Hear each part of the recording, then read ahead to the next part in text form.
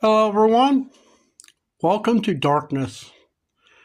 Well, I finally got the canopy locked down and the light wired. Got the floor notched and, if you can see me, probably not. I wanted to be out here in total darkness to show how bright this little light is. So hang close, I'll get the switch. Now let's see, there's the keys, there's the throttle, choke, here it is. That is bright.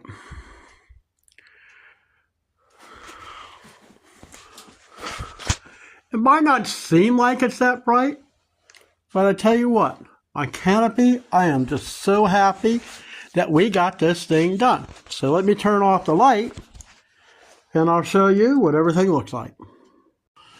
All right, I mean, it doesn't look like much, but yeah, I got it bolted down. It's just a matter of having your sheer design and everything. I made the model out of wood. Yes, wood and metal, maybe not the same thing, but to me, it is. To have a way to get this thing in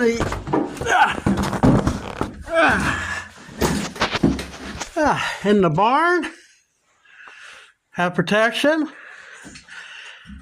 I'd have to say this is just as good as a roll bar, but roll bar is only as good as the body that it's sitting on.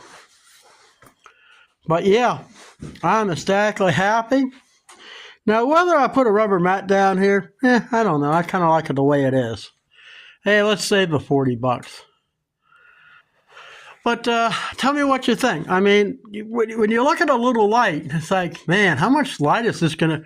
When I turn it on, I'm going, that it? That's why I had to do a test in total darkness. So, let me know in the comments. Would you buy that little light for $23?